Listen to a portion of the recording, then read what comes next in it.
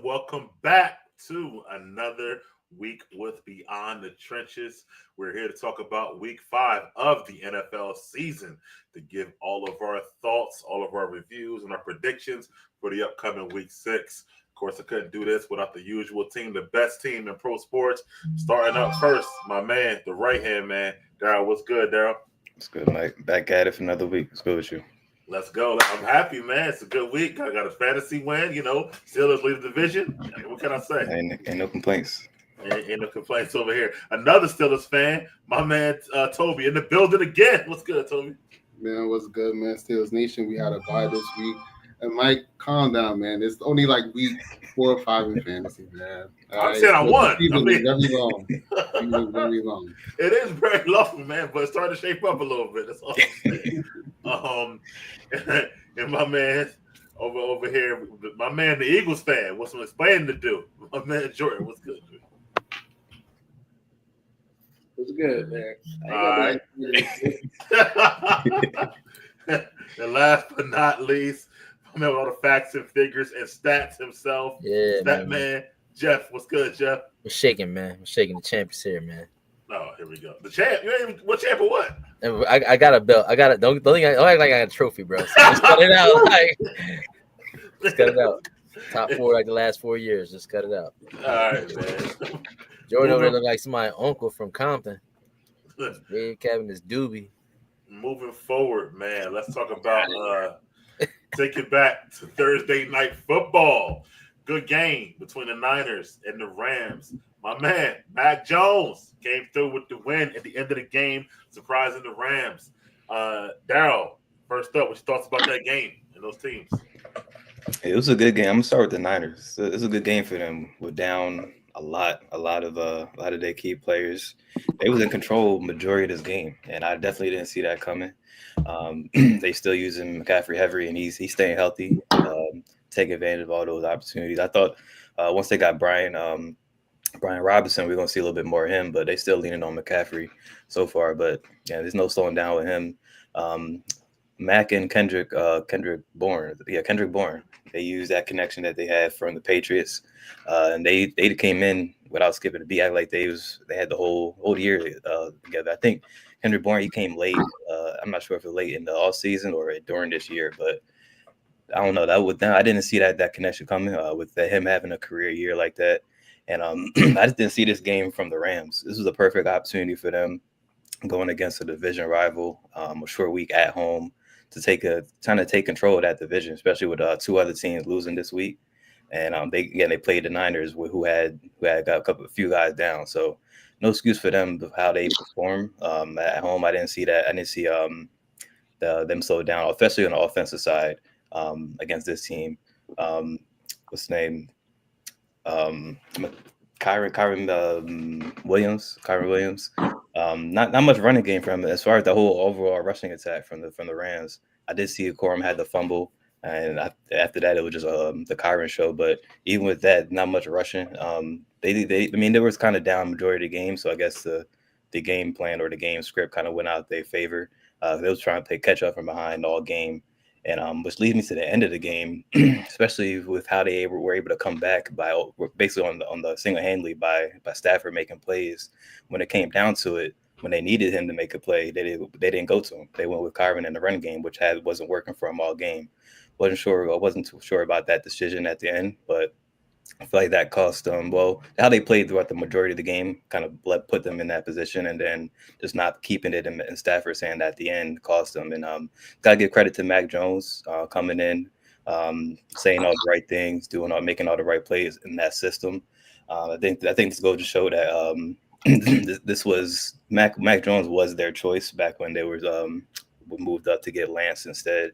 And he just taking advantage of the opportunity. He may have played himself into another contract for another starter for a team coming up next year. But gotta give him credit. Gotta give him respect for showing up and making the plays.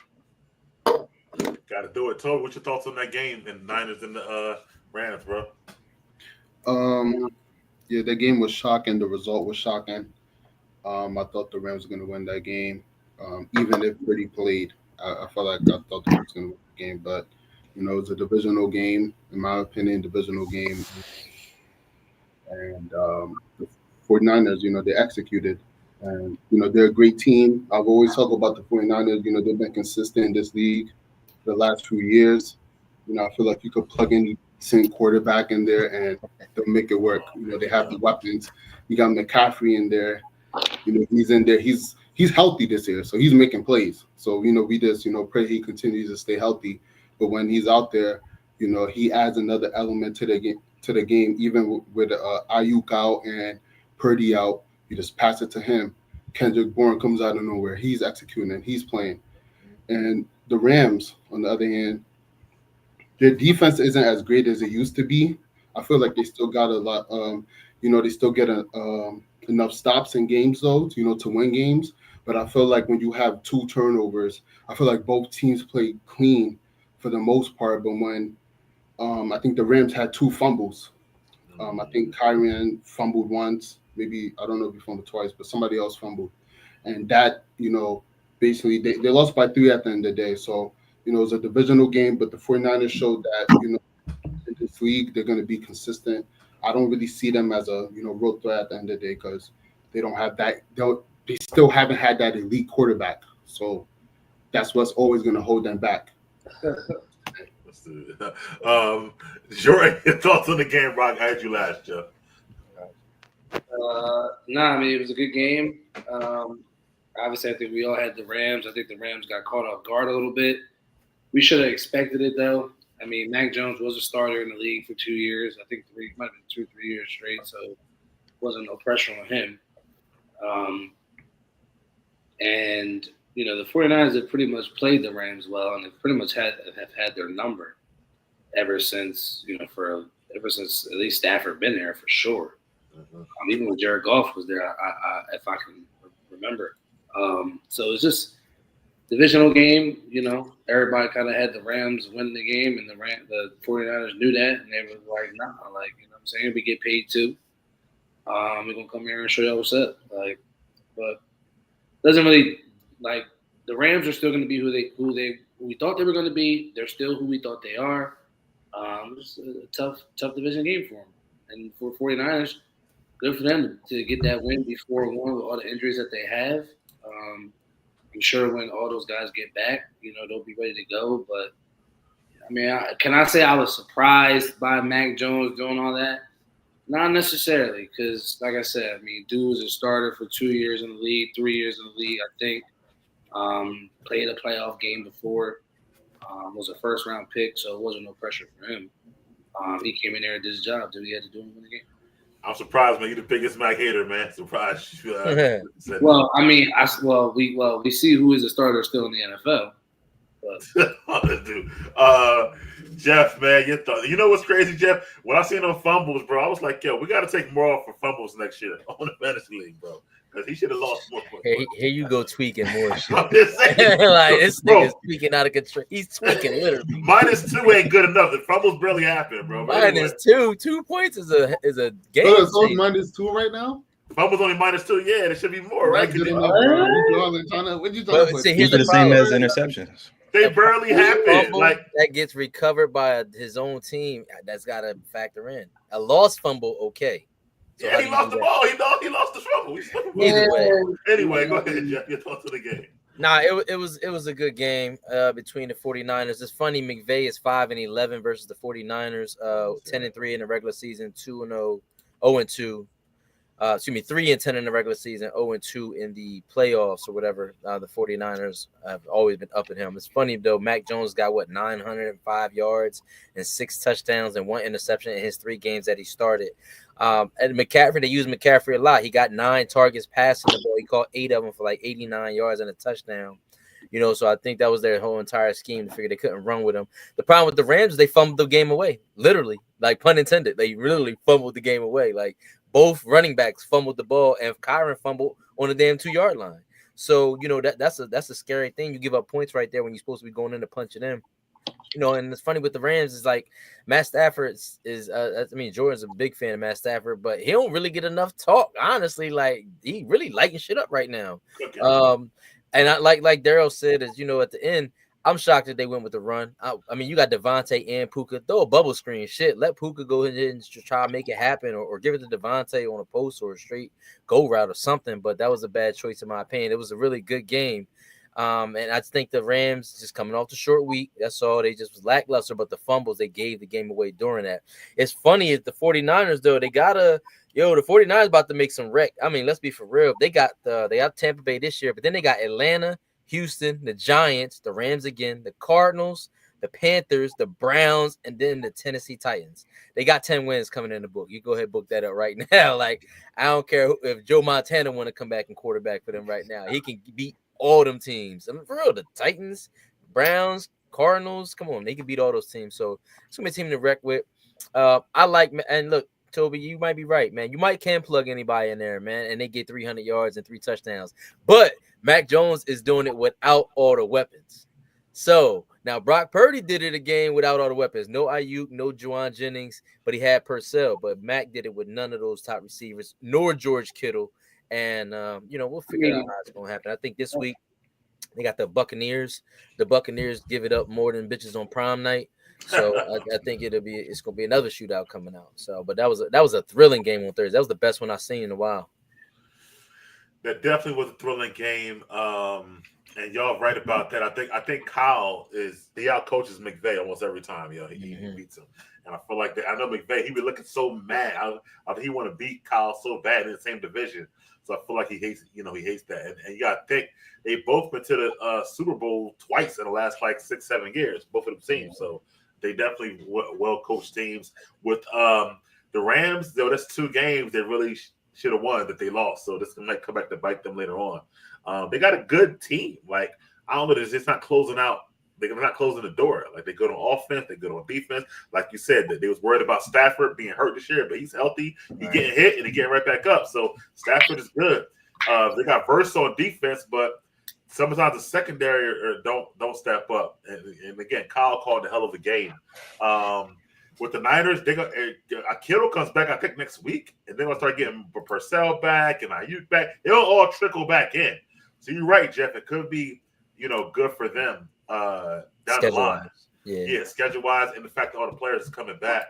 Of course, Bosa's still out, but they played pretty good without Bosa to me against the Rams, as far as I'm concerned. But I always believed in Mac, man. So I'm not really – that's a Pro Bowler right there, man. You know what I mean? So I knew he could do it. So he's auditioning because Purdy makes so much money. He auditioning for a job next year at Mac. There's no way they can, switch it out. Purdy's good too. It's just that he's injured right now, so he'll be back too. I don't believe they as mid as Toby think they are. I don't believe Toby. I'm sorry.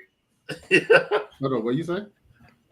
I don't believe he's mid the way you believe him. Who, Purdy? Yeah. You on an island? Daryl, I don't know you. He wasn't. He wasn't. Purdy gained my respect last year. He wasn't, to me, he's not as good as y'all was making him out to be. That's what I'm saying. I feel like I could take a lot of quarterbacks to be elite.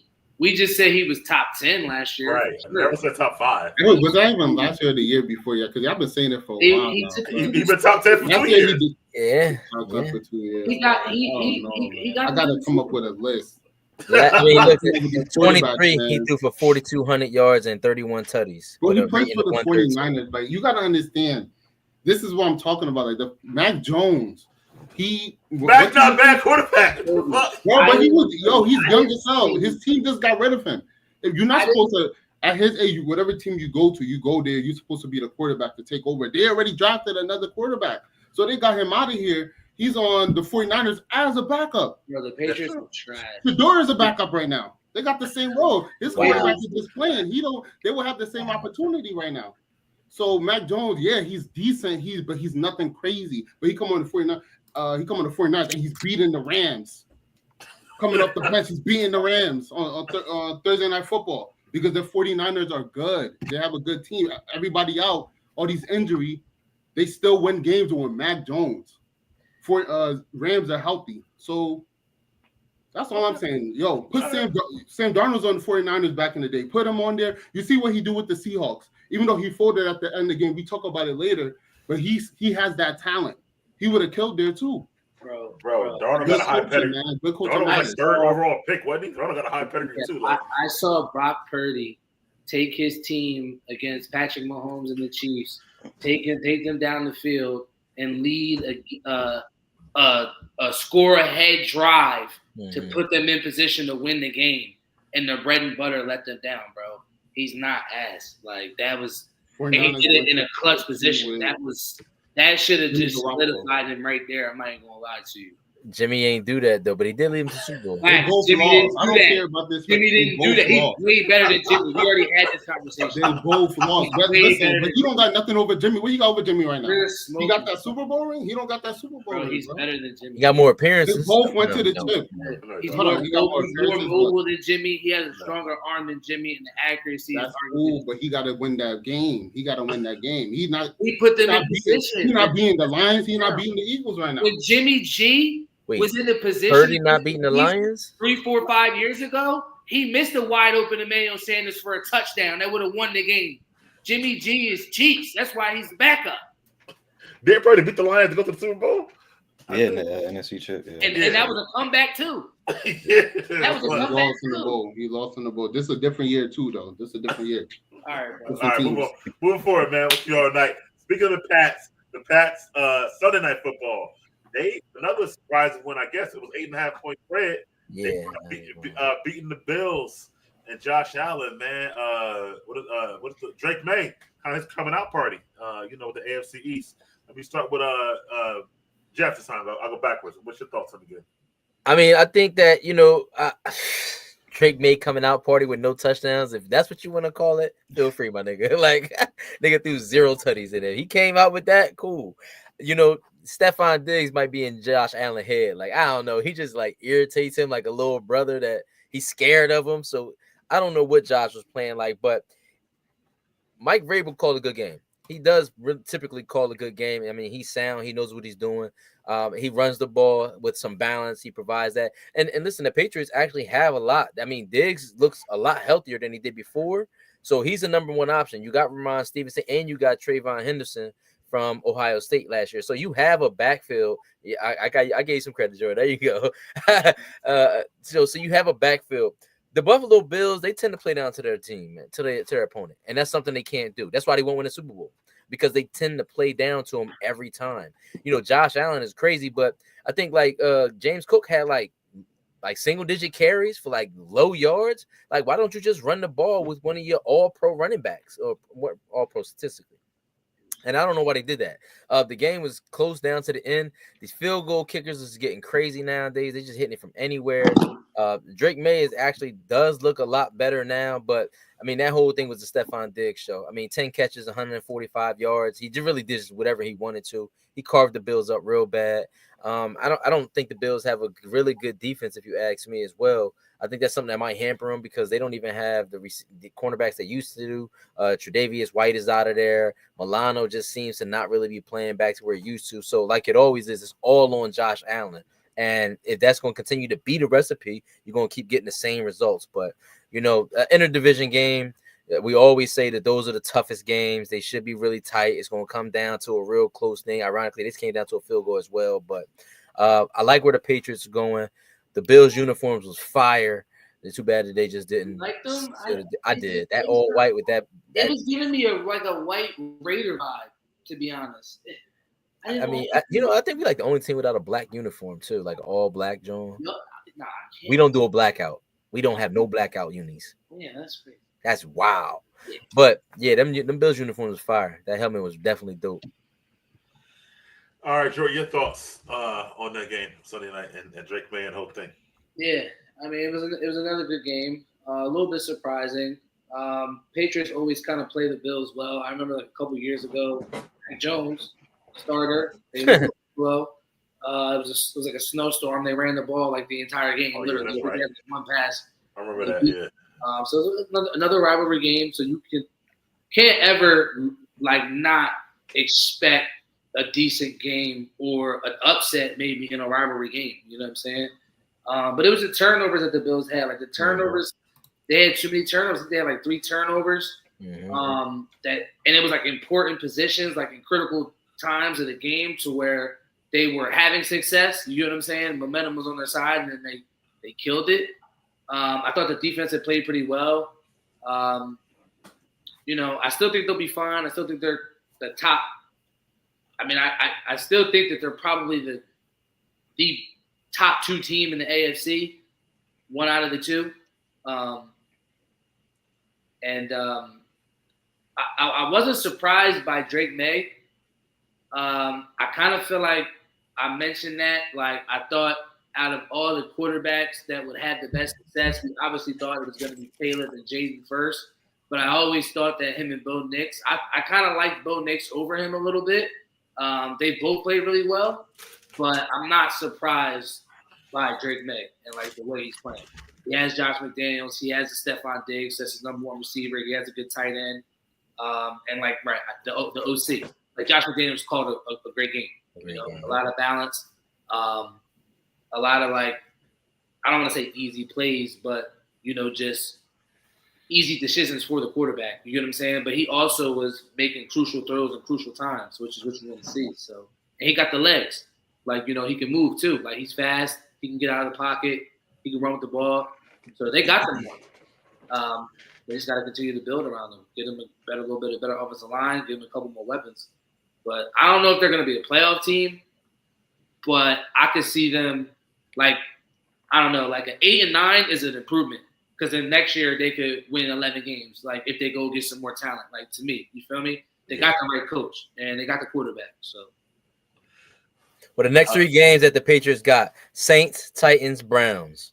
That's 3 dubs, bro. It's not 3 dubs. That's 3 dubs, homie. 2-1. Not 3 dubs. Who? 2-1. They might. Nah. I say they could lose to the Browns. Wait, Gabriel, are you smoking? Yeah, we know. I think they go with 10 games. Honestly. No? Yeah, I think they go with 10 games. Yeah, because then they got the Jets, Bengals, and Giants. Like 3 games after that. 3 more dubs. 3 more dubs. That's 6 right there. They already have. They probably be 5-1 in that stretch. I feel like. Toby, what's your thoughts on them in the game? This was another surprising game, but then when you look at it again, it's a divisional game, so anything can happen in those divisional games. The Bills had 3 turnovers. Patriots had 1. Patriots have a fumbling problem. They fumbled 1 time this game, though, but I remember against the Steelers a few weeks ago, they fumbled like 3 or 4 times in that game. I think Antonio Gibson, he fumbled, he got injured. He's done for the season. Prayers out to him. I won't put too much in this game. I think the Bills, at the end of the day, are still the better team. I do think the Patriots are good.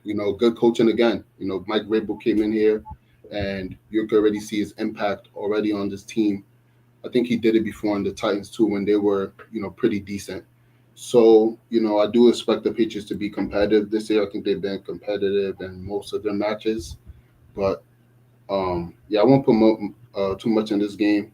The running game for the Bills it was better than the Patriots running game, but I don't think Cook took off like he has this season in other games. But good one for the Patriots, divisional game. We'll see more of these type of upsets throughout the season. The Jets last was it 2 weeks ago? They got destroyed by the Bills. I thought that was a divisional game too, but I guess each divisional game has its own story. But usually they're competitive, and this one was.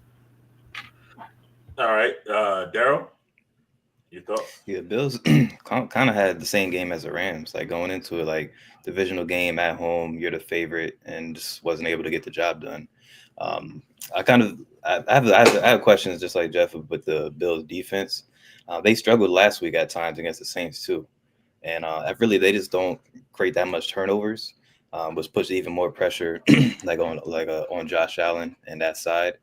I just feel like when rubber meets the road at the end of the year, when they play a contender, it's there. I don't feel like Josh Allen's going to have enough confidence to rely on defense to get a stop or get the ball back to make a play or something. So that's the only red flag with them. But as far as the Patriots, I was like what I saw with the Patriots on both sides.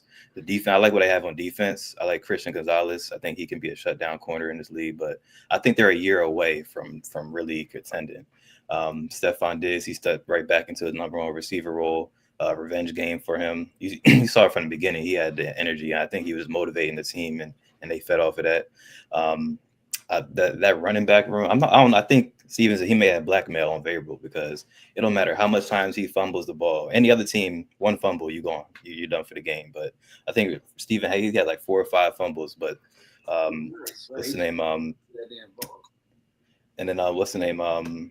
Who's my guy? Travion Henderson. His production has not changed, regardless of who's fumbling or not fumbling. They just don't see him as taking over that in that backfield yet. So I feel like Travion is the better back. He can do he do more things than Stevenson. So I feel like that can unlock another level in that offense. And I feel like this need a couple more weapons as well. I like the tight end Hunter Henry, but I do think they need another receiver that can get open just like Diggs can. Where they can really contend and open up things for Drake May. I like what I saw for him. Like I said, no touchdowns, but he was making good throws. He was making good runs when he needed to. He showed promise that he can be a guy, like a starter in his league, and a QB that can contend with the top. Like he just beat Josh Allen at his home. So like what I saw, I think at the end of this year they'll be in contention for wild card. But I think they're a year away from truly making noise in that division. Yeah, May was 22 of 30 for 273. No tutties, no turnovers. Yeah, I thought he played a good game, Drake May. I thought he showed a lot with his legs too. I think he is. I think he's developing pretty well. I like Jordan said about McDaniel. It's good he came back along with Vrabel, basically the Patriot family. Kind of came back together, and I like that.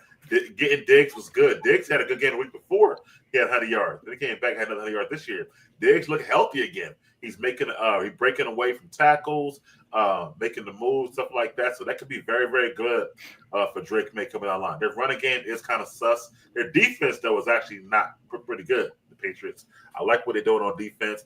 With the Bills, though, man, like, I don't know. That game made me think, like, do Josh need, like, a number one receiver? Because I was like, it feels like it's just a lot of guys. But there's no Stephon Diggs like that, which is kind of weird. But it did make me think that, especially when James Cook wasn't doing much. I felt like that was a throwback Josh game where he tried to do a little too much, and he threw a pick at the one point. I could definitely see the Patriots making the playoffs this year, and like Jordan said, building on that to next year. But I feel like they're a young good team. And the Bills, I don't know, man. They play a lot of cupcakes. They beat up on the Jets. Sure. Wait till I tell you the rest of their schedule. Who else did they play with? Like they haven't played, and then they beat the Ravens by scoring 40. But everybody's scoring the Ravens, right? Like that's just what everybody do. It's a 40-point give up team. So I don't know how I could look at that Ravens win. I think they do play. They do play the places. They play. So next they got the Falcons, then the Panthers, Chiefs, Dolphins, Bucks, Texans, Steelers. So every game they play somebody hard. The next week they play somebody weak as hell. Yeah, like who they play so far? So far, they play all trash teams, like you said. Ravens, Jets, Dolphins, Saints. Bills. Yeah, this was the first kind of small test, and they lost. So I don't know if they a juggernaut like we thought they were. I got to see what it is down the line with them. Okay, now what's their record? They 4-1, but their schedule is like I just said. They got the Panthers, you just said they played some cupcakes so far, right? Bengals, okay, Browns, that's what you said. Jets. I said, I don't know if they're juggernaut like I think they were. Yeah, they playing some cupcakes. I'm gonna keep on that. All right. Well, we can move forward to another 4-1 team, the Eagles, and Great segue. They had the game looked good the first half, but then the second half things happened, and they wound up losing. Broncos scored by 18 unanswered points in the fourth quarter, and then they won at the end of the game. Eagles tried to Hail Mary, didn't win. Jordan, before we get you out the way, man, why don't you start? Yeah. So I'm gonna just be honest. Like, I'm not even that concerned as most people are. The only concern that I really do have is Like, okay, I watch every game. I watch the last 5 games, and from an offensive standpoint, from like a play calling standpoint, the OC does have to get better, but it wasn't even that bad this game. The Eagles gave this game away. You were up 17-3. Did Saquon not get a touch in the second half or fourth quarter? We didn't run the ball. Okay, it wasn't really fucking working anyway. So I understand that you need to try and you need to establish the run, but this offensive line is not playing well. It's not anything like it was last year. They're getting pushed back on run plays. He had one good run so far. It was a pitch to the outside, 17 yards. That's it. I don't know what else. I get it. Don't get me wrong. As a play caller, I guess you have to try it more. I get it. But when it's not working, what other options do you have? You have to throw the ball, or then you start running Jalen, running some read options, running some QB powers, something of that nature then. Because whatever they're doing is from a schematic standpoint at certain points in the game, and the play calling is not working. It's just not working. But part of it, I would say, in my opinion, 70% is the offensive line. They can't get into a rhythm because this offensive line cannot block, and he cannot run the ball. So they're not getting into a rhythm on offense from a play calling standpoint. It's the last 4 weeks, it's gotten better. It's not Brian Johnson shitty. I can tell you that. It's not it wasn't 2 years ago. And Jalen didn't even look. Jalen looks fine. In all honesty, he looked worse 2 years ago with Brian Johnson. Jalen ain't the fucking problem. The defense is playing perfectly fine. It's exactly how I wanted it to look. If they wasn't on the field for the fourth quarter, the game is won. If we don't make the stupid penalties, the game is won. So the shit that they got is fixable. They need the right people to fix it. If we got the brakes beat off us, then I would be like, oh shit. This was a playoff team from last year. So one of the top defenses. We done played 4 playoff teams in the last 5 games. We 4-1. I'm going to take it. If they continue to play like this on offense, Thursday, and then you go into week 6, we go into week 7, and it's the same shit, now things need to be changed.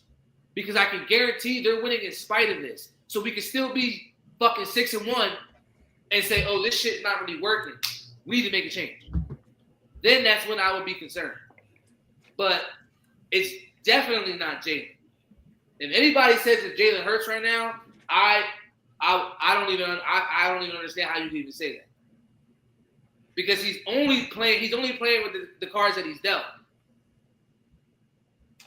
Okay, you done? I'm done. All right, Jeff, you go. So, Jordan, what do you mean calling the play calls like that? What do you mean? What do you mean? Like, do you mean they need to run more?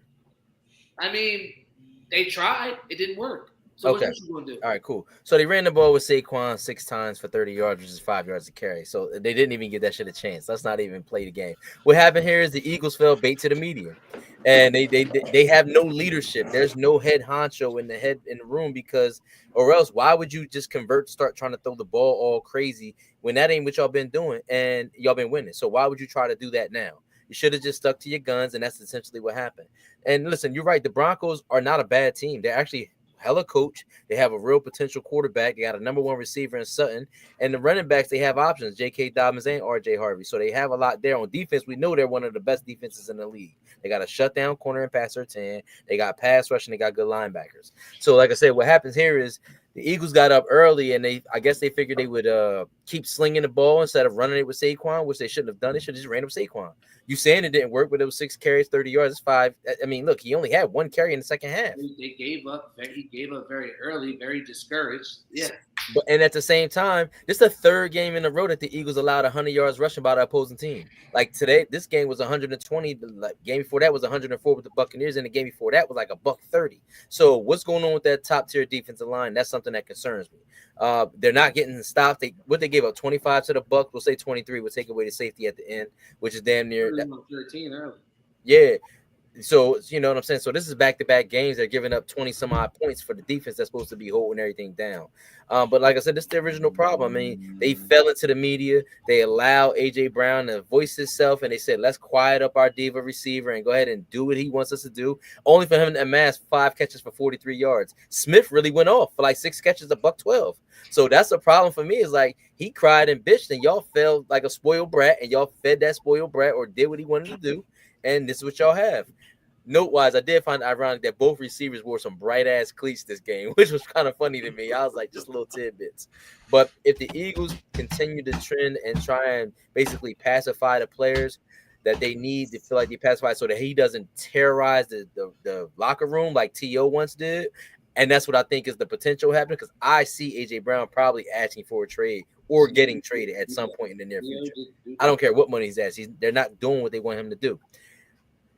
Again, they got to lean on Saquon. That's it. He's the bell cow. He's a 30-year, what is he, 31, 30 years old? No, he's 29, maybe 28. Again, he only got one more year of elite running back. Like, you have to feed him more than just giving him 6 carries in a game. So what that means is takes us back to last year when they said Sirianni wasn't really the head coach and motherfuckers was undermining him and saying he wasn't the leader or whatever the case may be. Because now we just did this. They just did the same thing in the game. I thought that they would win. Honestly, I thought they would get enough pressure on Bo Nix to be able to disrupt him, so that doesn't happen. But again, not only one did they feed the media, 2, the defensive line is giving up 100 yards a game rushing. That's going to be hard to continue that. So, I mean, we're going to look forward to it. But it was a hell of a game. And on top of that, I think A.J. Brown knocked the ball out of Smith's hands at the end when the nigga could have caught it and won the fucking game. Like, how you want to know that's a nigga on your team in front of you? Nigga got a green helmet on, bro. Trying to get the glory. He didn't see He's trying to be something. He's a bitch ass nigga. Like, what are you doing, bro? You could have just let Smith catch it and went down the game. It ran off. So, I mean, I just think that's going to be a toxic relationship, A.J. Brown and the Philadelphia Eagles. Toby, your thoughts on the game? On the Eagles? This was a good game. I knew the Broncos have a good defense, so I knew there was going to, defense travels. So I knew it was going to bring that. Bo Nix playing, decent, not really hurting his team, putting them in position to win. What it comes down to, though, you guys already mentioned it, is they're not leaning on, Saquon in this game. 6 carries is ridiculous. Like, how does that even make sense? 6 carries in the game. They wasn't really trying to run it. And I think Jeff mentioned it about playing into the media, trying to, maybe play through the air. Devontae Smith, good game. A.J. Brown, mediocre game.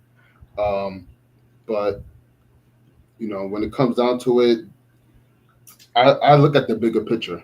Maybe this was this one game where they played into the into the media, but when it comes to the division and the NFC, there's not really that many teams in their way. So this might just be a blimp.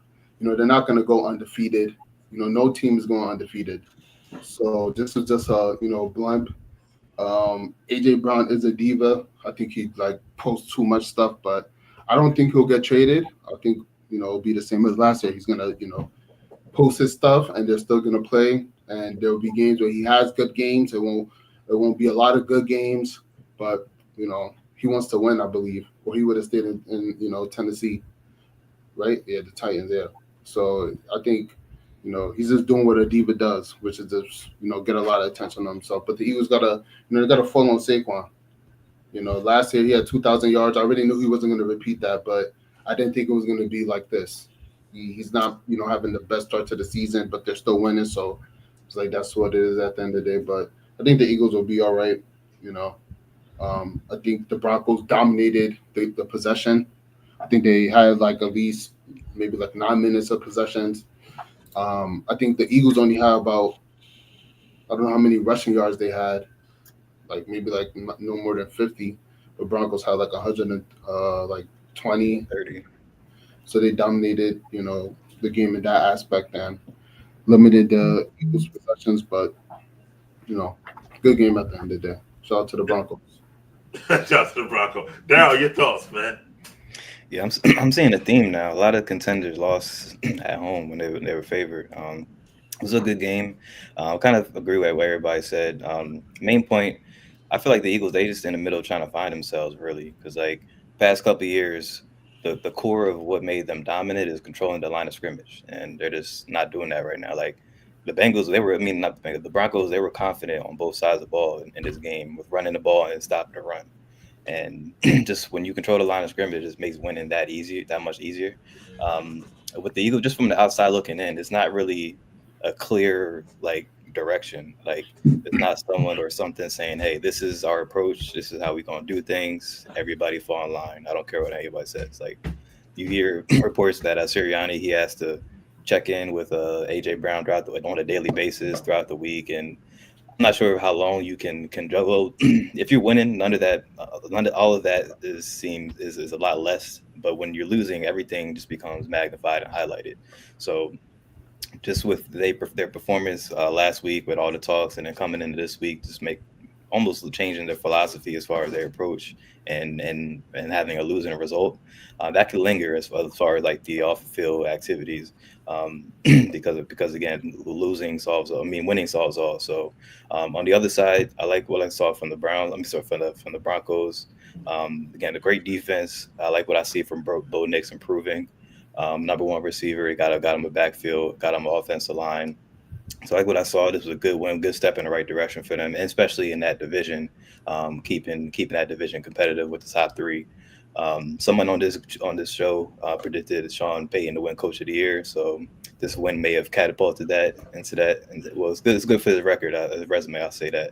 But yeah, I like what I saw from the Broncos, but I'm not hitting the panic button on the Eagles yet. But I would definitely like to see like just a week to week consistency as far as what their approach and what their plan is, and to kind of quiet all this noise, all this outside noise.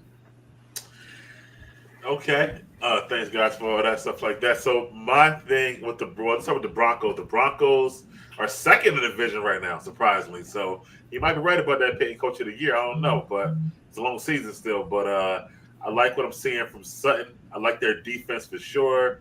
Bo Nix, I mean, he's doing what he should do. Bo Nix, 38 years old. Like we're gonna see how good he is. But nevertheless, I do like what I saw from them in the division. Moving down the line, with the Eagles, man, it's a lot that y'all said. Toby, you said about AJ Brown that he's a diva, but he wants to win. I'm not sure about that. He said that the Super Bowl didn't do it for him, and then he left the Titans because of money. He said himself, they would have gave him $5 million more per year, he would have stayed. He only left because of the bread. They offered him more money, so I don't know about that. The Titans are done for that too, by the way, but that's on them. And then with the Jordan, you said nobody would say blame it on Jalen, but I mean Devontae Smith came out 3 days ago and said we're not on the same page. He's not giving us a signal when we need a signal. So Devontae literally is blaming it on Jalen. So I don't know how nobody can. But I agree with the play caller. Patullo might be in over his head. I mean, we don't know. Sometimes play callers are rolling the dice, the OCs. I mean, even though he got a premium job with a premium team, premium offense, he might not just be that good. You know what I mean? Like, the Eagles have been through OCs, like I said, year after year after year after year. I thought Kellen Moore was good. Obviously, so good, he got a head coaching job. So this may be tough for the whole run. Running 6 times is crazy. I don't care. It's Saquon Barkley. Like, I don't care what's going on. The fact that last year Saquon averaged 125 yards per game rushing, and now he averages 50 yards per game rushing is insane, bro. That's more than half. If he had 2,000 yards last year, nobody expect that this year. But if you went down to 1,500, that's a quarter of his production, which would have been okay. He on pace for like 1,000, if not maybe not even that. So I feel like he got Patullo don't know how to find balance, which is maybe he's in a trial trying to figure it out. I think that the media. I told you, AJ Brown tricked y'all out of your game calling. I think that he definitely did that. You're up 2 scores in the second half. I don't know how the hell he got 6 carries for the whole game. There's no way he should have been running the ball. And defensively, they are a good team, but they did allow Bo Nix to put up 18 points in the fourth quarter alone. So I don't know how that happened, either. I wasn't really paying attention that much. it's not a panic button like y'all said. It's early in the season, Yeah, but yeah. Patullo again. I still don't know what the hell Nick Sirianni does, even though he won a Super Bowl. So I don't know, for Patullo, because again, he's not getting if Sirianni not getting the players together, make sure the coaches do what they want to do. Like, what the hell else does he do? Don't call no fucking plays. It's on either side of the ball. So my thing is that he's got to do a better job, Sirianni, on this whole situation. But I agree with you, Jeff. Though, again, this whole talking to AJ every year, him posting shit every year, it's gonna get tiresome. Eventually, it's gonna be like, all right, man, we gotta get rid of this defense because it's always gonna be a problem. And winning and losing, as you can see, they don't do shit for him. The nigga win his starts. As simple as that. So go ahead. Listen, I got a real quick stat, yo. In the last 7 games that Jalen Hurts has thrown over 30 passes, the Eagles 3-4. Yeah, you can't throw 30 passes. It's not. And honestly, I'm like, it's 4-3. They should have lost the Rams game, but they did. 4-3, win a record. The playoff. It is. But I mean, it's closer. It's not their formula though. Yup. It should be about 25. You keep saying last year he ran, did this, did that. You think he did that by himself? Ran what? You think he just ran all up and down the field by himself? Saquon? Yeah. Okay. What's your point? We had the best offensive line in the league. Bro, I'm not bro. He wasn't getting touched until the second level.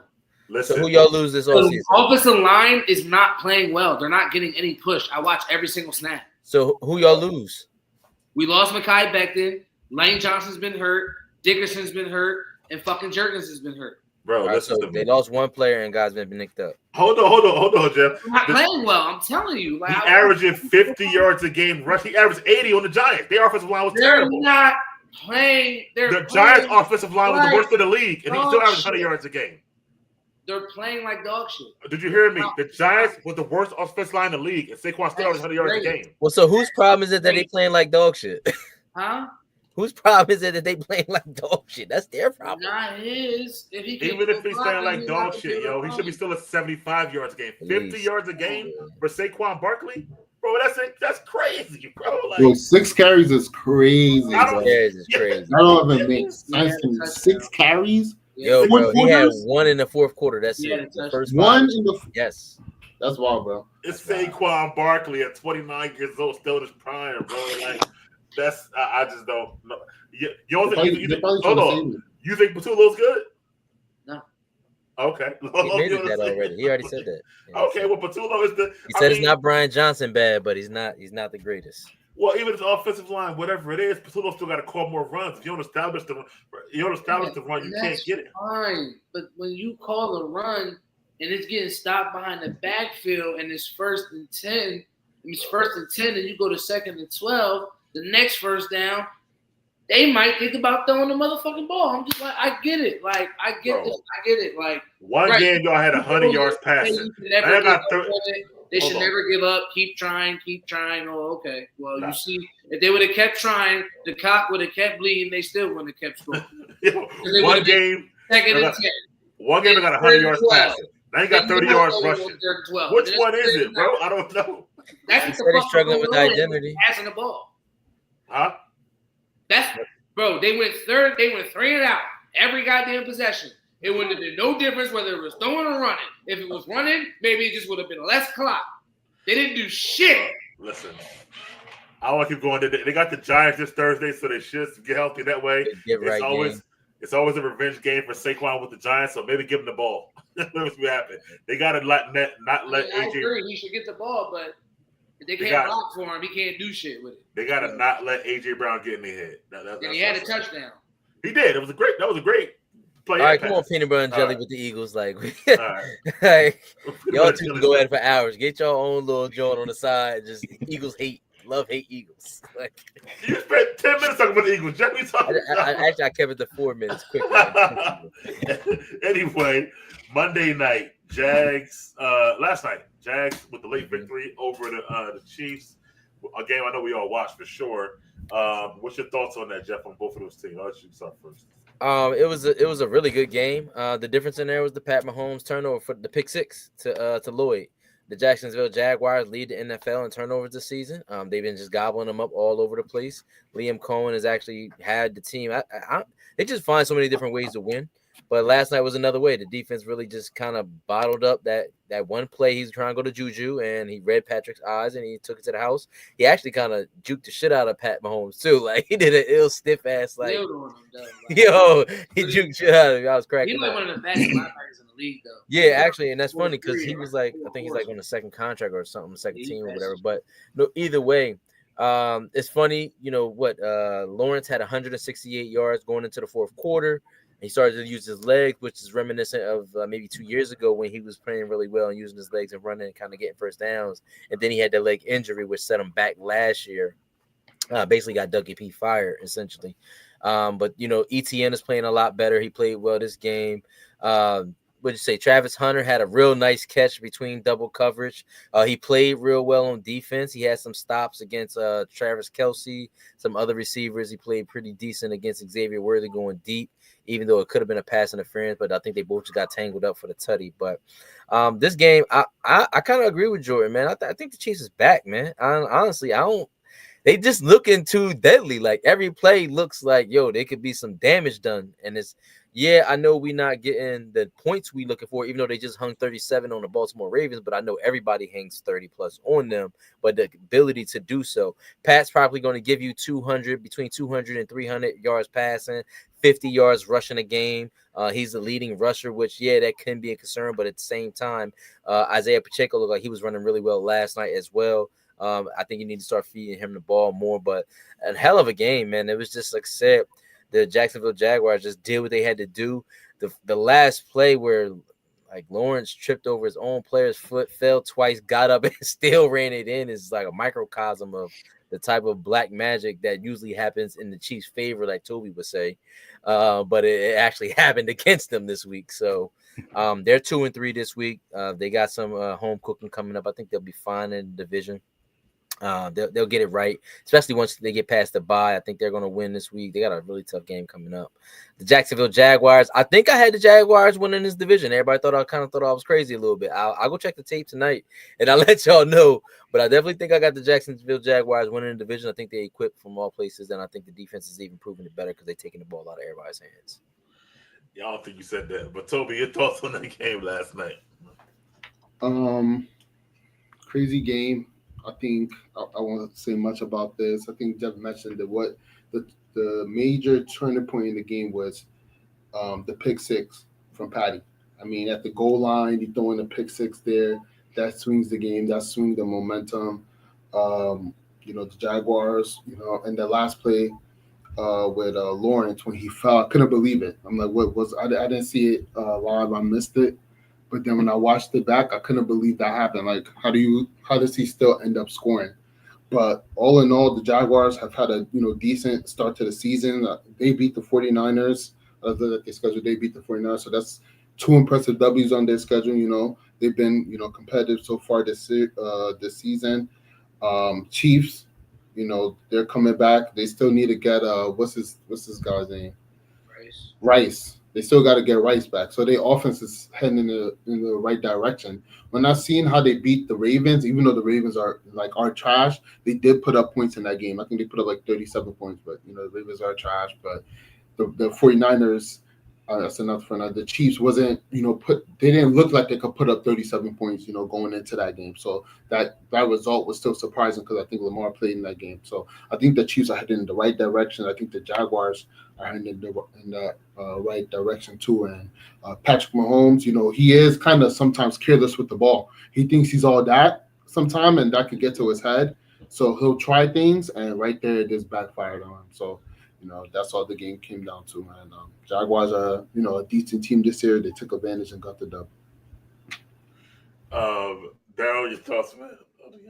It was a good game. I like what I'm seeing from the Jaguars. Liam Cohen, he stepped in and put his fingerprints on that team, like changed the entire culture. Like I said it, like this team has the same players for the most part. They just look different on both sides. Like they just look fundamentally sound. They know what they know what the game plan is. They know what they want to do. They have been leaning on running the ball up into this game. This game they kind of switched it up a little, and passing and Lawrence's passing is what got them to win. Like what I saw from Lawrence too. I said it like on that last drive. This was an opportunity at home against Mahomes to make a statement and to get a win. And it was ugly. Like I said, it was the ugliest game winner of all time. But he got it done. He got up and got across the goal line with help from Chris. Chris Jones is giving up on that. Chris Jones is giving up on that play. That was tough to watch.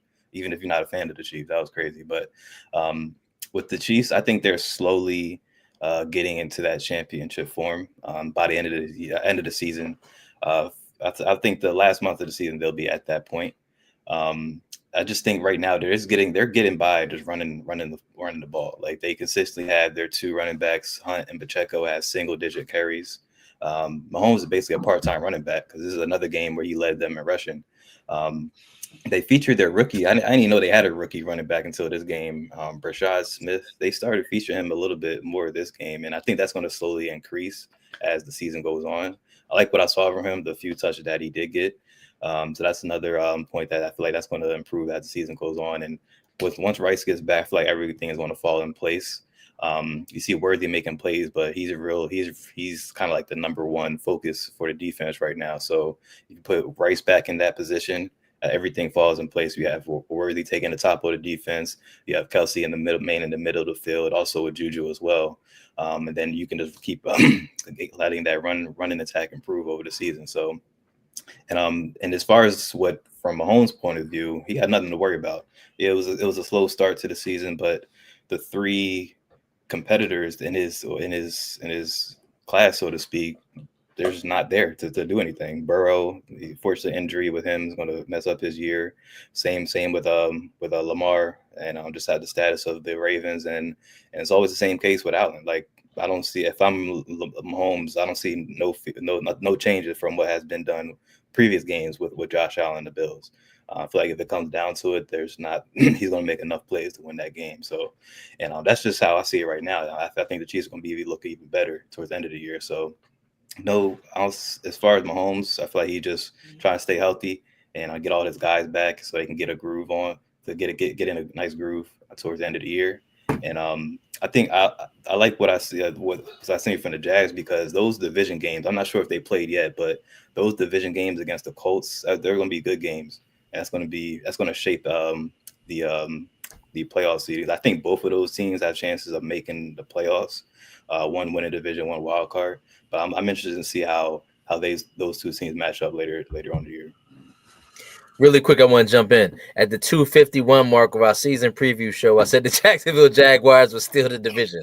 Just want to let you know. Okay. All right. So they might still, but my man Indiana Jones might have something to say about that. What we gonna say? But nevertheless, yeah, good game, man. I don't know about the Chiefs being back stuff, man. I feel like they're gonna lose again this week, make them 2-4.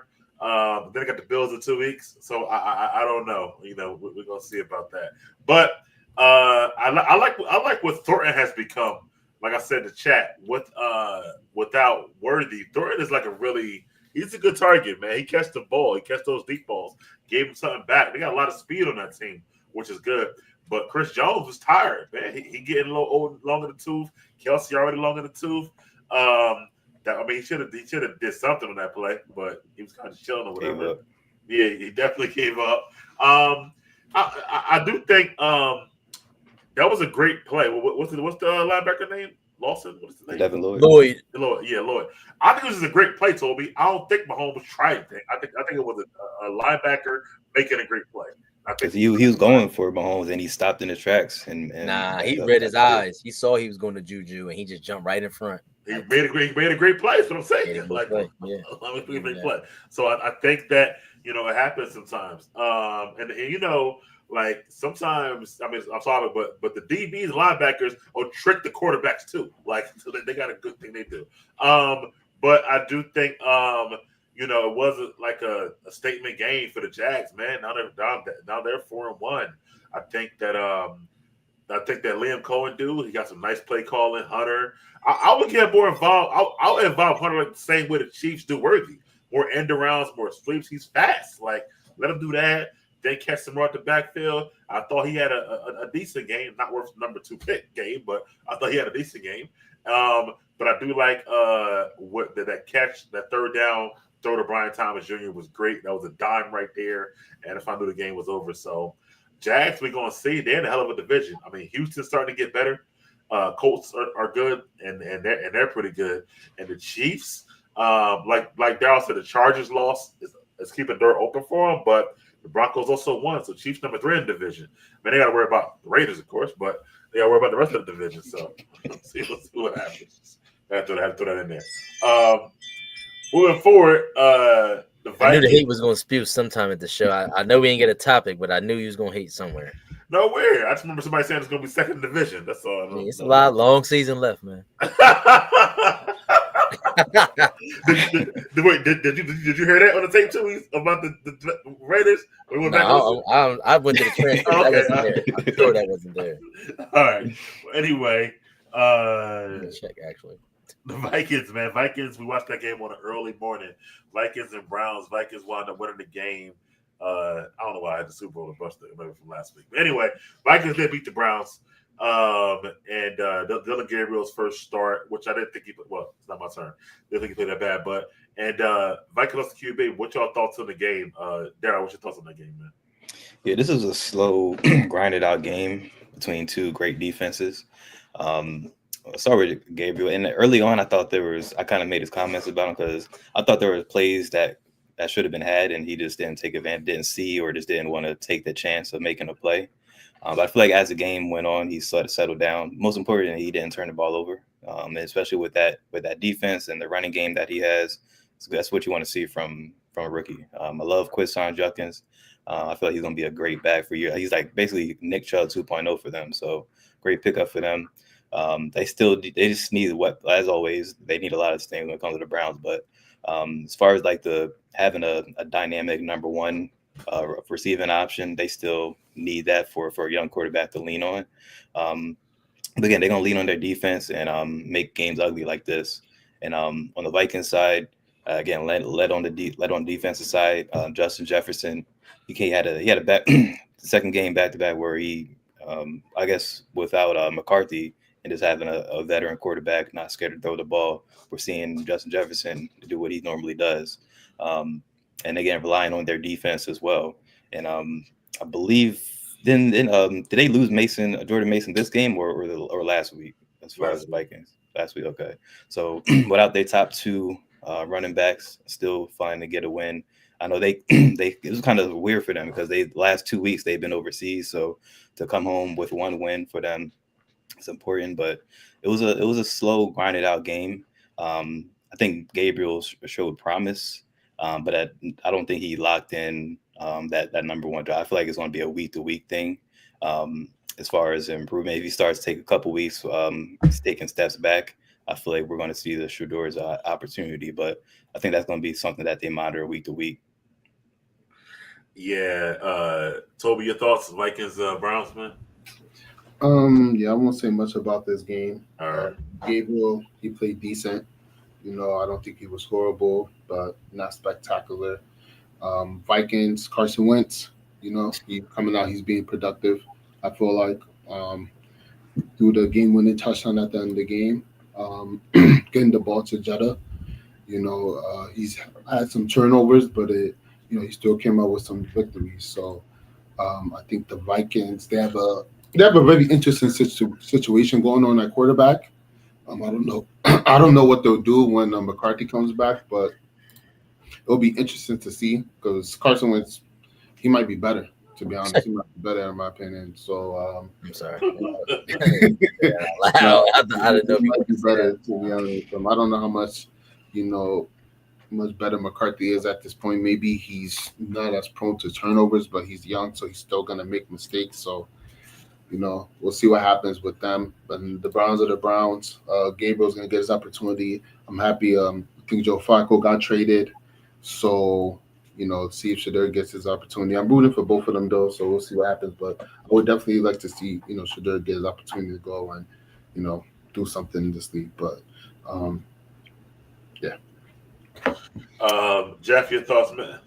Keep it short, man. This game was early in the morning. It was a whoopsie daisy. Whoopsie daisy is crazy. Yeah, it was too early. It was whoopsie daisy. It's ironic that they were playing in Dublin and you had a redhead quarterback starting and winning the game. So they just know the marketing all over the NFL. Smart for them. But again, the Vikings, they should have won. I mean, they are the better team. Again, they have, like I said, they have one of the top receivers in the game. Brian Flores is one of the top defensive coordinators in the game. I expected him to beat the Cleveland Browns. Cleveland Browns are in shambles right now. Then they didn't have Junkins this week, did they? Or actually had a really good game, I think. Junkins had a really good game. But I mean, the game was just mid for me. It was all right. I mean, it was cool. Vikings win. Football international is just not it for us. I don't know. Yeah, I be asleep too sometimes, but I was watching this earlier. But Jordan be up though. How you doing? What's your thoughts on the game, man? 5-year-old. Shit. I mean, it was right. I mean, it was two good defenses. Rookie QB. I thought Gabriel played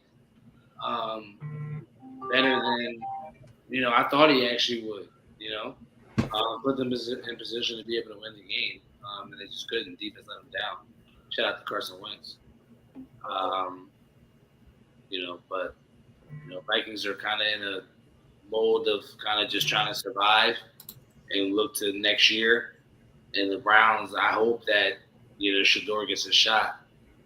Gabriel played well, so I don't know if he will. Unfortunately, it had to be an injury. So because he looked pretty decent against a really good. What you think about what Toby said about Carson staying in there even when McCarthy gets healthy? I have to see a little bit more, maybe, from him to be able to make that decision and determination. And I think it would also depend on where they're at in the season and what the record is, depending on when he gets back. Because I think if they have a chance for the playoffs, then I think you do leave him in.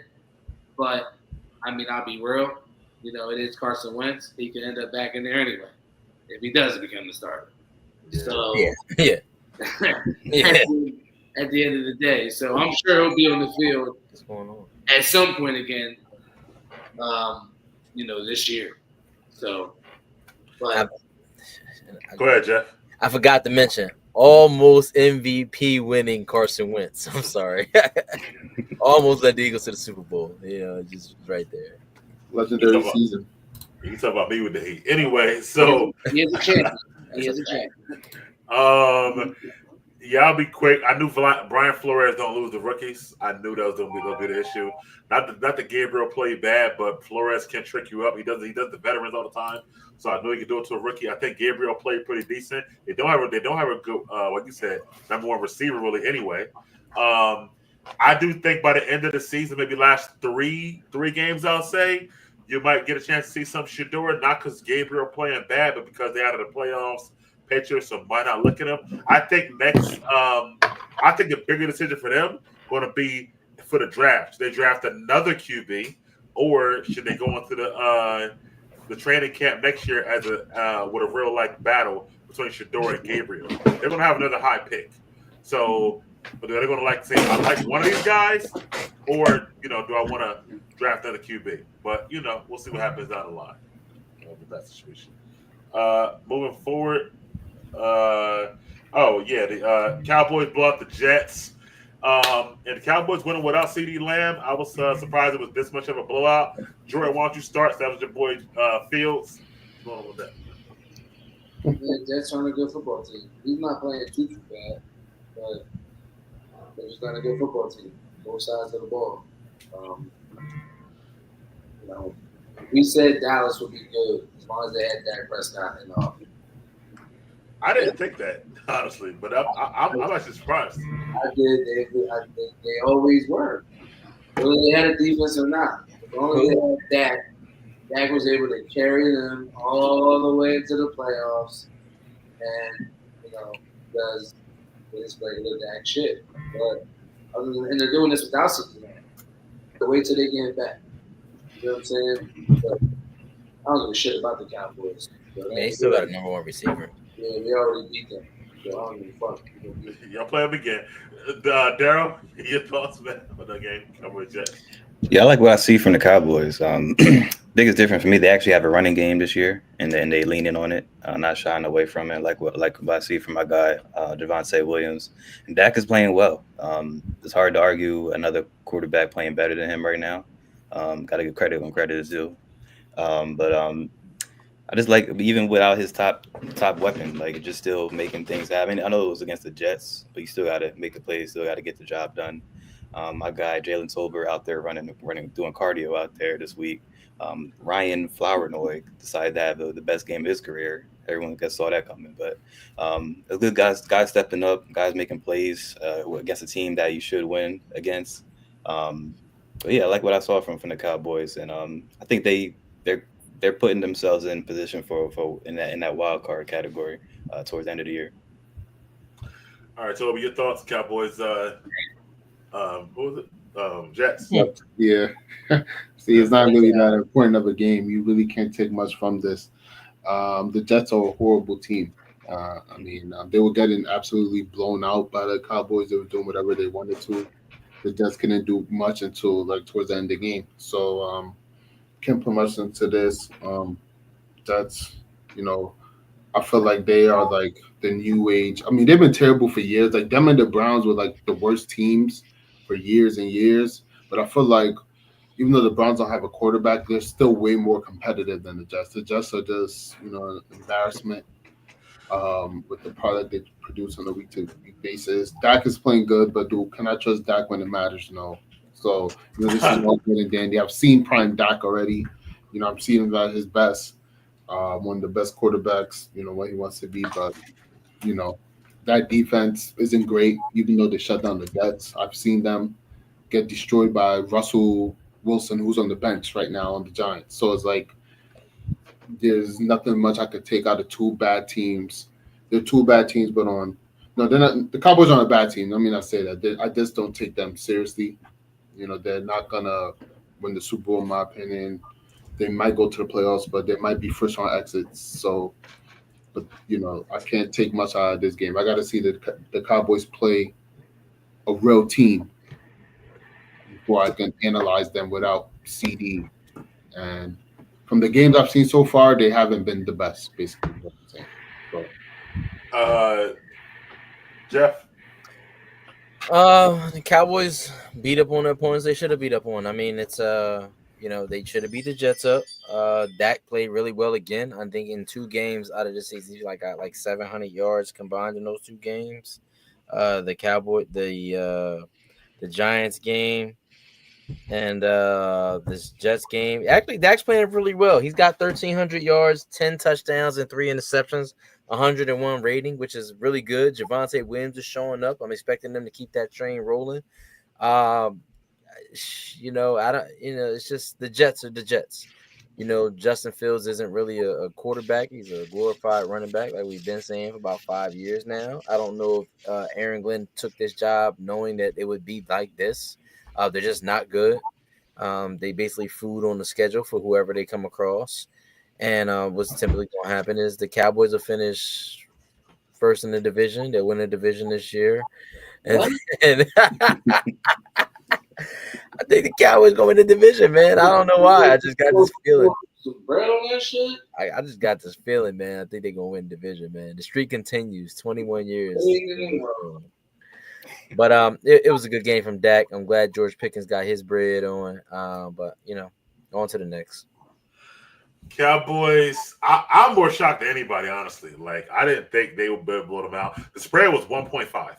And they put them beat them by 20 something, whatever like that. So that to me is insane. I didn't see the Cowboys actually be able to do that. When CD went down, I thought their offense would kind of stall a lot because CD was the main focal point, even the first 2 weeks of the season.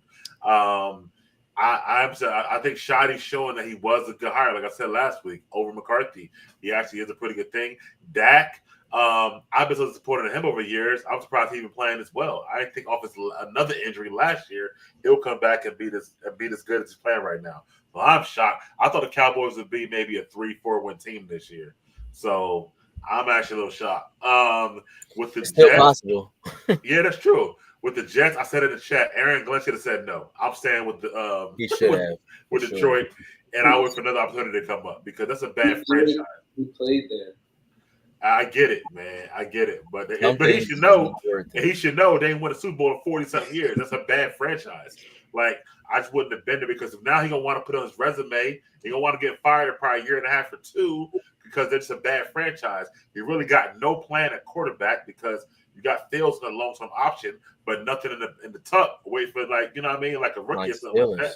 So he's in a bad situation, man. And the defense, which is bread and butter, you thought would be better, but they've been getting cooked, which is surprising to me. I think they might get better later. Defense? No.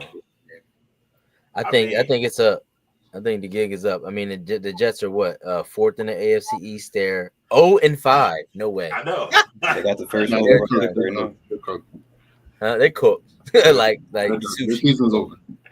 So Yeah, I just don't like that. I mean, I just don't think. I mean, at least Aaron Glenn, if you're gonna lose games like this, lose them like 20-17, 15. Like the defense should be his Like the thing. Bucks game. Yeah, putting up that 40 points is it's crazy to me. So bro, all of their opponents have given up gotten 30 points damn near. I'm surprised. Aaron Glenn, that's what he did. He was just his coordinator, so that's what his job is. So I'm surprised. But again, I would have said no because of bad luck. Moving forward, man. Speaking of the Bucks, good segue down. Shake and bake, and the Bucks come back to to win again in the clutch. This time over the Seahawks, really with the team who we watched last week. Both quarterbacks had like 360, 380, and a bunch of touchdowns. So crazy game. Daryl, what's your thoughts on that game? I'll start with you this time, man. Yeah, this is probably the game of the week. I like where both teams are right now, with coaching, offense, and defense. I'm start with the Bucks. I always like to hate on Baker, but I can't. Got to give credit when credit is due. He's been making plays. He's in that conversation as far as that quarterbacks are playing at the top level right now. Just making plays, not turning the ball over. Ibuka, he's still shining as the number one guy. Great pick for them, and like kind of what we talked about what y'all talked about in the beginning.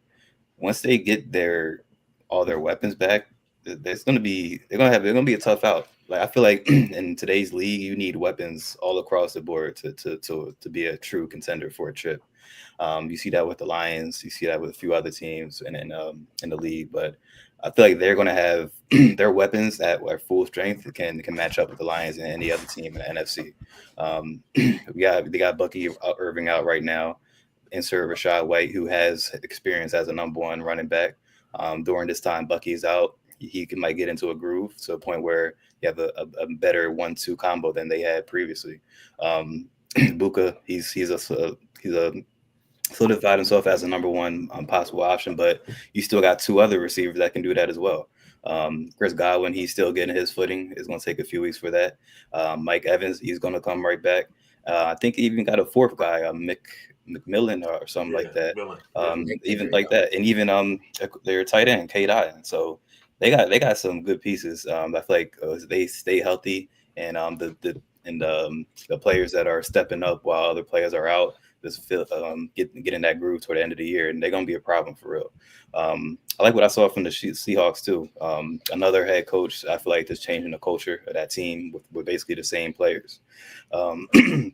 Like what I saw with Darnold up until the last play of the game. I feel like both quarterbacks were playing well. Just whoever was going to make the mistake was going to lose the game, and unfortunately, it was Darnold with that pick. I don't know if he didn't see the defense or what, but that was just an easy interception that's killed the game. But on their side too, they got two good running backs they can lean on. They got Njigba, but I feel like they need some more weapons to really contend with the top teams in the NFC. But I like what I saw from them. I think they're going to make some noise for the end of the year. That division is going to be competitive with them, the Niners, and the Rams. It's going to be interesting to see how that plays out. But I feel like this opened up the eyes for me with the Bucks. Like I'm no longer hating on them. That all that Falcon stuff that's kind of to bed now. And I'm gonna keep my eye on them as far as how they keep going throughout week in and week out towards the end of the year and put themselves in position to be a top team in the NFC. All right, Jeff, your thoughts on that game of the teams? It was a shootout. I like Baker. He's doing his thing right now. 30 years old. He's slinging the ball around like he's still a young sprout here. This is actually the battle of the rejuvenated quarterbacks. Like 2 quarterbacks, first round picks, didn't really pan out well where they initially were. Got rerouted. Got some new teammates. Got a new team. Got some new coaches. They're playing really well. I'm disappointed in the Seahawks. I thought their defense would have been a lot better. I mean, I thought they had the 2 corners with Witherspoon and the other guy, but damn, they just giving up the bread, man. Like it's all over the place. Pigeons flying everywhere, just jumping in and taking shit. And, giving up 35 points to Baker doesn't seem far-fetched because Baker really be putting like 30 up a week. Like he really get numbers and they score. But the Buccaneers defense is just so trash as well. It's like, damn, like, come on, Bowles. Like I thought that was his thing, like the defense. So like Daryl said, it was really about to come down to Darnold probably taking it in and punching it, and Jigma was having a hell of a game. Kenneth Walker ran for 86 yards on 10 carries. Charbonnet ran really well. And it's just a 1 pick. I mean, Baker threw 379 with the touchdowns. That was looking real good. And Buka's elite. He's not going to say elite, but he's got massive potential to be elite. He's probably going to take over once Mike Evans. It seems like Mike Evans has an injury every year, and he misses like 3-4 games, and he comes back to try to get his 1,000 yards for the season to keep his Steeler streak going, like 1,000 yards every season, like that type of shit. So what I expect from this, though, is the Seahawks have a real tough schedule. I think they have got Houston next, and then they've got the Commanders who are back playing good. And then they got the Rams twice coming up. They got a lot of division games, and I don't know how it's going to bowl for them at the end of the season because they got a real tough schedule. And the Buccaneers, you're right. Once they get at full strength, the bad part is I feel like they're just going to keep having shootouts because the defense so ass. Like they just going to have to keep outscoring teams to win. I mean, granted, every game they played, they've gotten 30 points. And, besides the Eagles game is the one that didn't work out for them. They had 25. But, you just can't keep that up, man. Teams eventually get the helm on you and start figuring out what to do, what to take away. I don't know if we're going to see a healthy Godwin until next year. I don't know if he's going to be back to that potential because he just started practicing, didn't he? Or he played this game, right? Played 2 games. Yeah, but he still just doesn't look like himself. Like Right. Like Baker's not really ready to trust him like he used to last year. Yeah. Remember, Mike, you had him on a fantasy team. He was killing shit. It was crazy. So, fucking great game. Baker's always good for these games, man. He's good for shootouts. So I applaud it, and I hope that the Seahawks keep up the trend. That AFC, like you said, NFC West is tough. The AFC South is really the Bucks for the taking. Coming to you, Toby. Bucks, Seahawks. Like Jeff said, this game was the game of the rejuvenated quarterbacks. I remember both quarterbacks were on the Panthers roster at one point. It's just crazy what's going on now. It was a great game overall. Baker's really impressive. He's playing really good. He's been playing good for some years now. And without Evans, without a healthy Godwin, Emeka from Ohio State, he's balling out. He's looking like he's the next big receiver, coming out. Ohio State, got to give it to him. When it comes to receivers, they got him.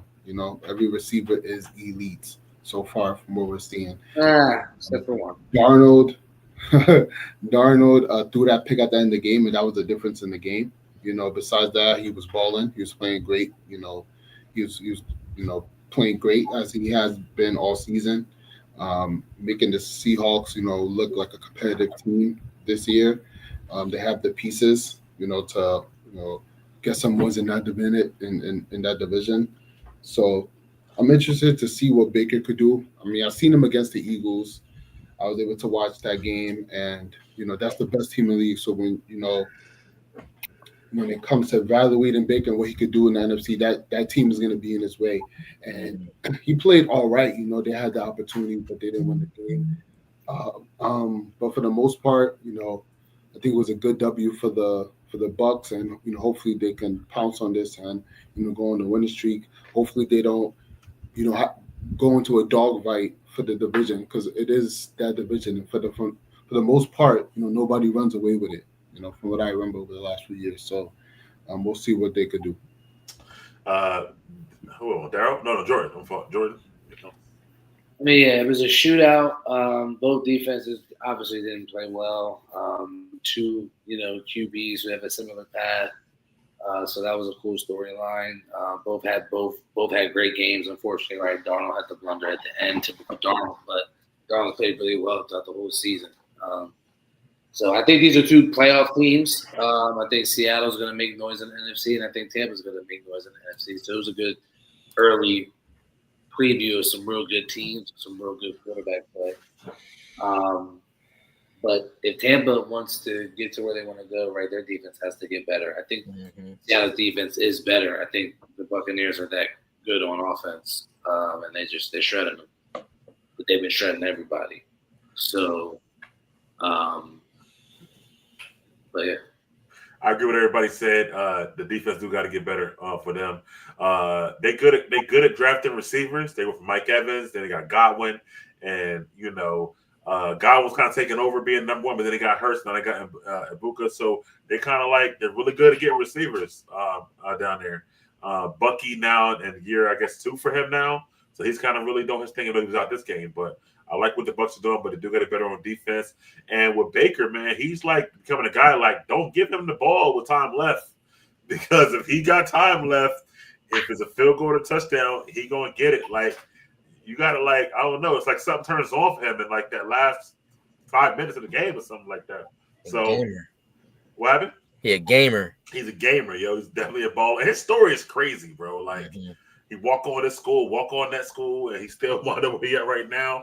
And then, like, they only got, I think his contract, like, 3 years, $85 million. So because he has so many, stops or whatever, they got a cheap contract to be able to fill in the roster of the area. Same thing with Darnold, but Baker's even better because Baker's better to me. So I think Bucs got to take advantage of a cheap contract within the next year and really try to win, because these quarterbacks making $200, $300 million. Baker got $82 million. You know what I mean? So no, they're not getting that, but at least got to take advantage, because he gonna want an extension if he keep playing as well for the next couple years and whatnot. But we'll see what both teams go out. I do think the NFC South is done. I think we're done. But I think that's a wrap. The NFC West is gonna be competitive all the way throughout the rest of the year. NFC West is mad competitive, so that's crazy. But we'll see how it goes. Lastly, man, before we get you out in a few minutes, it was the Commanders and the Chargers. Started out really good. It was all good just a week ago for Justin Herbert. Now it lost a couple games, and his MVP. Yo, Jordan, thank you for saying cash that out too, bro, by the way. Because I actually made like $50 on that bet. And I would have kept that Justin Herbert MVP thing going, bro. So that was a good one for me. But anyway, your thoughts, man. Commanders, Chargers. I thought with you, Jordan. I mean, their offensive line is banged up. They lost a lot of players too. They just lost Hampton for like 4 weeks. I think he's on IR. So they're banged up, and it's showing on offense, particularly from him. They need to lean a little bit more on the running game, other than having him just drop back all day, knowing that the offensive line is banged up. And their defense definitely has to play better. I think it was a little bit of a surprise for Washington to come in there and no Terry McLaurin. They were missing guys. That kid, that running back, I forget his name, Crosby Merritt. He had a good game. He's showing that he can be, their guy, as far as running the ball and catching the ball out of the backfield. So we'll see how that goes throughout the rest of the season. But, they got to get McLaurin back. They got to get Jaden Daniels back in the rhythm. He missed, 2 games, I think it was. Yeah. So he's got to come get back in rhythm, but it's fucked them too. Wait. So what made you say cash out but last week before they even left the offensive line? I hate the Chargers. Chargers stink. Oh, okay. Stink. I'm with you. They stink, bro. All right, I'm gonna get Toby involved. Wait, keep him up. Toby, Chargers, Commanders, bro. I thought the Chargers was gonna ultimately get the dub.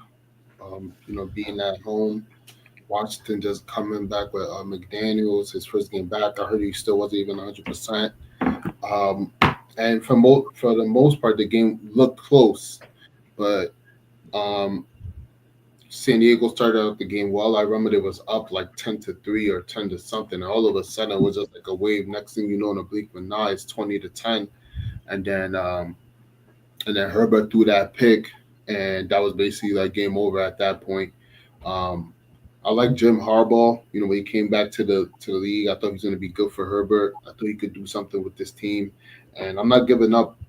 On him as a coach. But Herbert, I mean, I don't know. Ever since what he did last year in the playoffs, I just haven't looked at him the same. And the first game I remember they beat the Chiefs. He came out hot. I thought they was like, oh, okay, Herbert, he's gonna have a good year this year. And I believe they just lost to the Giants and the Redskins. So I mean, my bad, not the Redskins, Washington.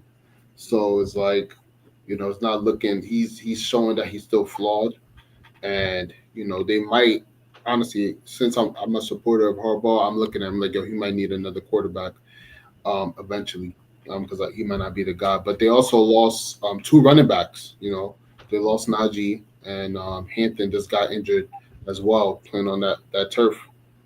That turf out there, I think it's just pretty dangerous. But it's a good win for Washington. Debo's making an impact. I'm actually surprised by Debo. I didn't know they were talking about he's overweight, this, that, and the third, but he's coming out. He's making an impact week in, week out. Even if the games where McDaniels wasn't in there, he still looked good with Mariota. He still has an impact on the game. So I like that they have that weapon. Their defense is better than it was last year, so that's helped a lot. So we'll see what they do this year. But disappointed in Herbert again. Jeff? Yeah, man, it was the Commanders came up and they just smacked shit out of the Chargers, bro. I don't really know what's going on. I mean, you lose to the New York Giants, and then you lose to the Commanders, and the next to the Miami Dolphins. The shit's getting spooky out there. Like, I don't know. I just feel and I think, that'll be shitty. That would be terrible, a 3-game run. The crazy part is I don't really like how Harbaugh got Herbert on such a restriction. I don't think and we've seen Herbert throw for 5,000 yards and 4,000 yards multiple seasons, and it's kind of like they got him real restricted right now. I guess it's like throw less and avoid having turnovers, but I don't like it. I think that he's got a good complement of weapons, especially with Johnson playing the way he's fucking playing this year. After all the drops last season, Keenan Allen came back from the Bears. He looks like himself a little slower, just a little bit because he's older. But damn, like, let Herbert let this shit loose, and you got Ladd controlling the middle, so you've got perimeter weapons to throw the fucking ball to, but they're just not. They got him really on a tight leash, and I don't know if that's beneficial to the team because again, they can be a passing offense and compete with some of the top passing offenses. But if Harbaugh wants to instill his old school traditional ways, and it might be hampering them. The Commanders, Jayden Daniels, damn, I mean, the kid's good, man. The kid came back, did what he had to do. It wasn't a crazy game, but you could just tell his leadership in the huddle. The Bull Bill, I mean, damn, the Commanders got 3 running backs who could legitimately go off any game. Like, they got Rodriguez, Nichols, and they got the Bull, JMC, whatever, JCM. So I think that's good. Debo, he only got 300 yards this season. I'm not really like impressed. I'm sorry, Toby. He ain't really doing too much if you ask me. 300 yards in 5 games, that's weak. How many touchdowns does he have? He got like 2. No, I think he has 2 or 3. I just checked it actually. It's probably like 3 games. We in game 5. He's having a good season, bro. Exactly, right? Yards in 5 games? Nah, that's not a good game, my boy. 300 yards, what, total or like total? Yeah, I don't know. That's not a good season so far. 3 touchdowns. Okay. Whatever the case may be. Where's McLaurin? Is he hurt? I mean, like, what's going on with him? Yeah, he's hurt. All right, so there you go. I don't think that offense is going to reach its potential until they get McLaurin back and they have the weapons on the outside. But it was a good win for them with Jayden coming back. Like I said, next week the Chargers got the Dolphins, which doesn't look good. I think the Commanders will start righting the ship again, get back to where they were. They might not. I mean, it was a lot of talk of how good they were going to be. I think there's going to be a little letdown or a comeback to earth moment, but I think they're still good enough because Dan Quinn is a good football coach. He's been to a championship before. He understands how to keep the ship steady. Jayden Daniels is a good quarterback, and they got a star running back as a rookie, so I think that's going to bowl for them real well. If anything, they just lean on him and let Jayden play out of the play action the whole entire season, which it should bowl well because you got Debo, McLaurin, and you got some other guys out there. But it was just a bad game. Chargers lost Hampton for the season, which is bad. He was a young rookie. I thought we were going to have potential. He had 120 yards. 4 games right now. But those type of injuries, bro, they can linger all game, man, all season. All right, go ahead. He had 128 against the Giants. He only had 60 coming in, or not even 60 because Herbert had 60. But I like to see Herbert use his legs more too. He a tall 6'6" guy, but these quarterbacks nowadays, they got to do a little bit of scrambling. like averaging maybe 30, 40, 50 yards a game might bode well because so many of the perimeter guys are so fast, cornerbacks and wide receivers, and the D linemen are freaks of nature, so they're going to have pass rush all in their face. They got to start using their legs, and we'll see how that all works out going forward. Daryl, your thoughts on the game, man? Yeah, I feel like the last 2 weeks changed the whole trajectory for the Chargers this season. So you think about how they start the season, beating the Chiefs, 3-0, chance to put yourself in that top 4 seed in the AFC.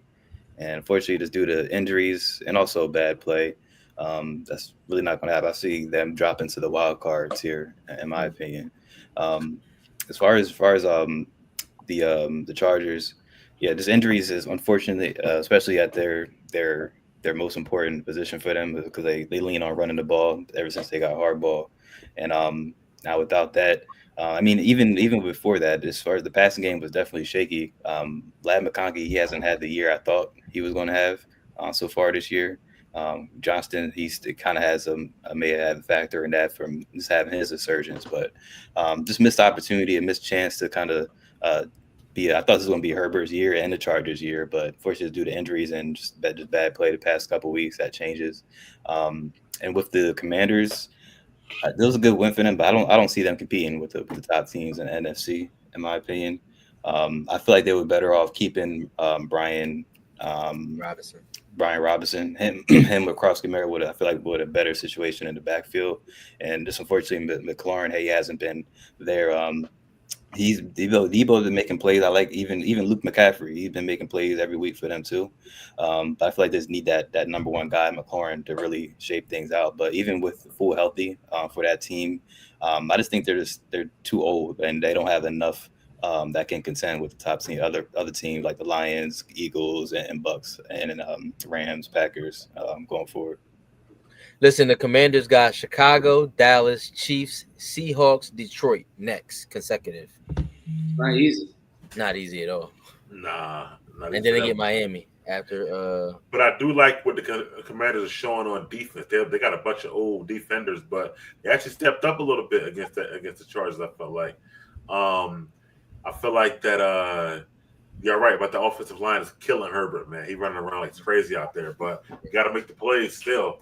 I feel like that, like what Toby said, they definitely was an opportunity, but we'll see how things go along with them.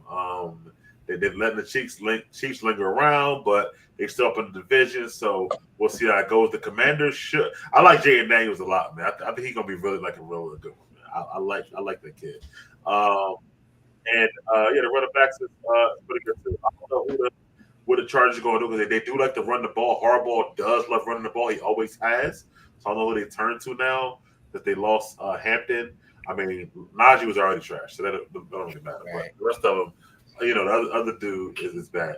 Anyway, moving forward, man. Jeff, what's up with the Pickles, man? All right, bro. So you already know this is my year across the board. So last week we had Seattle, Tampa Bay. Daryl, Jordan, Mike, and Toby all picked Seattle. Only me and Justin picked Tampa Bay. We all lost every other game. We had Philly over Denver. We had the Rams over the 49ers, and we all had the Chiefs over the Jaguars as an alternate game if Brock Purdy wasn't playing, and all three of those teams lost. So we're going to go from the bottom up. As usual, Daryl's in the basement, 6-9. Jordan and Toby follow that up, 7-8. Me, Mike, and Justin at 8-7. It's time for me to break that tie this week. All right. You blew it. You shouldn't have changed last week. I know. That didn't even count, matter of fact. Anyway. That one did count. Moving forward, we got Jags, Seahawks, Niners, Bucks, Raiders, Titans, all from Jeff. Who want to start? I'll go. This is disgusting, though. I know. So it's from Jeff. What happened? Wait, what happened? That Raiders, John, is disgusting. I know. So who knows who's going to win? The Seahawks. I'm going to go with the 49ers on this one. I think the magic runs out at the end for Baker this week. And I got to go with the fucking Raiders. That's why he did it. I mean, listen, man, both teams need to improve. I'm just saying, we got to have a game where we at least be like, all right, damn, what the hell? Daryl, what you got, man? I'm gonna go Bucks. I'm gonna go with Baker for the first time, probably. I'm gonna go with the Jags. I feel like they're gonna take that confidence being the Chiefs to this week and got the Raiders. You said the Bucks. Yeah, Bucks, Jags, and Raiders. Toby. I'm gonna go Jags. I'm gonna go Bucks. And I'm gonna go Titans. See, you want to stay in the basement, I see, right? You don't never want to win, huh? I see at least 2 more picks in Geno's future. Guaranteed. Oh my god. I mean, he might throw a pick the first game. We still gonna win. I think that the Raiders, I think that the Titans, they got, oh my god, so many things happen for them to win that game this week. They're just a really bad team. Momentum. And the Raiders suck too, but the Titans are worse. I'm gonna go with the Raiders in that game. This is a tough one, man. Well, let me go with this other game. I think the Jags, they won the game, and it was good, but Seahawks are not a bad team either. I think Jags are due for a letdown game at 4-1. So I'm gonna go with the Seahawks based off of that. And the Seahawks are a good team. Wait, you going? Okay, Seattle. Okay. I'm gonna go with the Seahawks, and then I got Mac Jones versus Baker. Man, it's tough for me, man. Mike Bowl. Yeah, it's tough for me. It's We definitely. got all night, my nigga. Man, give me a second, bro. It's hard. I sent these shits out earlier. You should. Niners Got to Friday. Shit. Yeah, I do. Yeah, you're right. I can always switch. Yeah, Right go ahead. now- Switch. Yeah, go ahead. That's Right. crazy, yo. Niggas. I'm already thinking about switching one of my picks, but I'm gonna wait a couple days. You right. You right.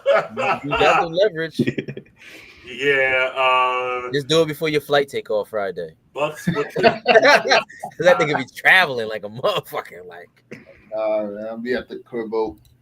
dude. Mac Jones should be able to cook Bucks defense. I hate going against twice in a row, but I'm gonna go with the Niners because Bucks defense so bad. So I got Seahawks, Niners, Raiders. All right, cool. I'm gonna go with the San Francisco mine. 49ers. I'm going with the Seahawks, and I guess y'all know who I'm going with the last game. Titans. Me, Mike, and Crazy nigga. That's good. We'll see, All right. Crack. we'll see how this goes. We'll see how it goes. You said you, me, and Mike. What? We all got the same picks. We got the same picks. Niners, Seahawks, Raiders. Niners, Seahawks, Raiders. Niners. Yep. I think about it, man. But anyway, appreciate y'all coming on as usual. For Daryl, Toby, Jeff, Jordan, Beyond the Trenches, man. We'll see y'all next week.